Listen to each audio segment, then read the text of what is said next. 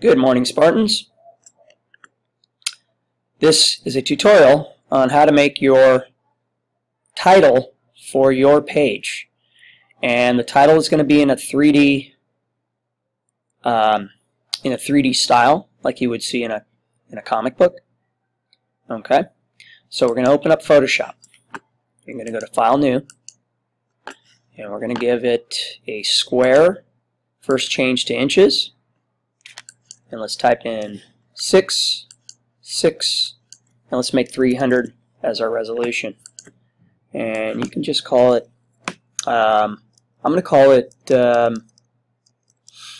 let's see, title, and then underscore, let's, for instance, English 7 perhaps. Okay. And I'll just click OK. First thing you're going to want to do is take the type tool. Excuse me, early morning. Alright. Click one time on the canvas. Go into your character formatting. So that's that little document right there. First thing I want you to do is reset character. Okay? So you click once on the canvas. Go to the character palette right here and reset character. Okay.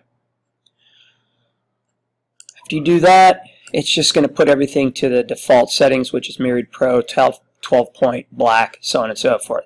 What you're going to do first is type in your title. I'll just type in English, all caps by the way, English 7. Okay? From there, you're going to highlight it. Okay? Now, if you look in the layers palette, it could either be, you can either highlight it from the canvas or double click that little tiny T, and that will do the trick. Now, we're going to choose a specific font, and it's going to be Olympia. Type in Olympia. And that's one of our fonts that we have to use. And we're going to just scale it up. Nice and big. Let's say for today's purpose, let's make it 90 point. Okay? Just for consistency. Alright, 90 point. You can type it in or you can drag this little T. Excuse me. I'm going to change the color to red. Okay. Then I'm going to close up the character palette. I don't need it anymore. Alright. Now, in the layers palette, let me just drag it out here so you can see what's going on. I'm going to right click and choose Convert to Shape. Okay.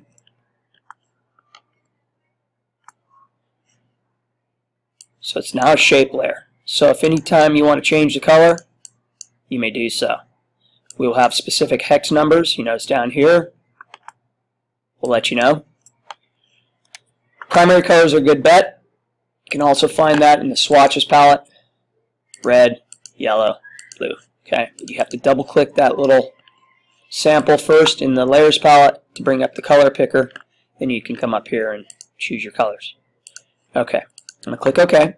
Now, what I want to do first is do Control T. Brings in a bounding box. I'm going to right click and choose Skew. What we're going to do is drag that up slightly. While it's still in the free transform mode with that bounding box, you're going to come up here to this little wonky looking symbol that allows you to warp. So click on it and then come over here to Custom. We want to choose either an arch or an arc. But we don't want that much of a bend. So what I'm going to do, I'm going to type in 15. I'd say 15 to 25, let's see what 25 looks like, is acceptable. I'm going to go to the minimum. Okay. And I'm going to hit the Enter key or Return key to apply. Might have to hit it a couple times. Now, excuse me, we're going to make a duplicate of this. So I'm going to drag it in to that Make New Layer icon right here by the trash can, or you can do Control J. So you see we have 2 copies now. That's the bell. They're going to have to wait. From this point, you're going to double click top layer, that little icon there, and make it black. Click OK. Then you're going to do Control Alt T. Okay, so I added an extra key. Control Alt T, letter T. I'm going to use my up arrow. Look for the up arrow on the keyboard. I'm going to go up and then to the left. 1 time each. Okay, 1 up, 1 to the left. Hit the return key. Now with your left hand, hold down Shift, Alt, Control. With your right hand, you're going to hit the T key. 1, 2, 3, 4, 5, 6, 7, 8. I chose 8. You might choose 10, you might choose 12, you might choose 5. I'd say don't go over 12. Then you go to your bottom layer, the one with the color, you drag it up. Pretty cool, huh? You're going to turn off the eyeball of the background so you see this checkerboard. You're going to go to File, Save As. We already have it named. Save it to your necessary folder. I'll just save mine in my desktop. I'm going to go into my InDesign. And then I want to go back to my original layout. So we need to make room for our title. So I suggest you find one of those panels you don't need. Maybe it's the bottom one. Maybe it's the top one. I'm going to delete that. And I'm going to do File, Place. I'm going to come over here and go to where it says Title. Just going to find that file.